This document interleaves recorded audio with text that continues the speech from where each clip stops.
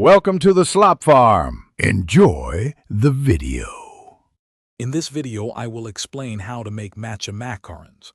First, ensure all your ingredients are measured precisely. This is crucial for macaron success. Sifting your almond flour, powdered sugar, and matcha powder together will prevent any lumps, giving you that perfectly smooth shell.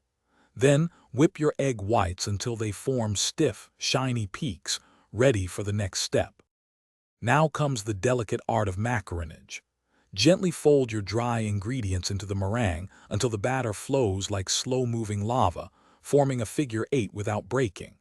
Next, pipe uniform circles, about 1½ inches in diameter, onto your prepared baking sheets.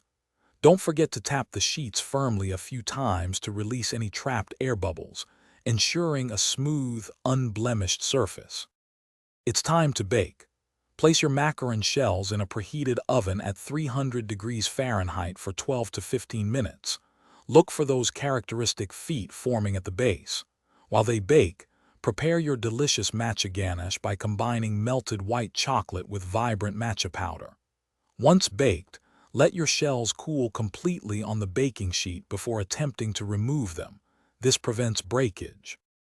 To enjoy your matcha macarons at their best, store them in an airtight container in the refrigerator for up to 5 days.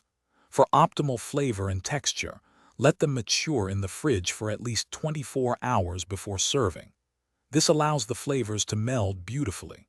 Remember to check the description below for a link to the Owala water bottle and other great deals.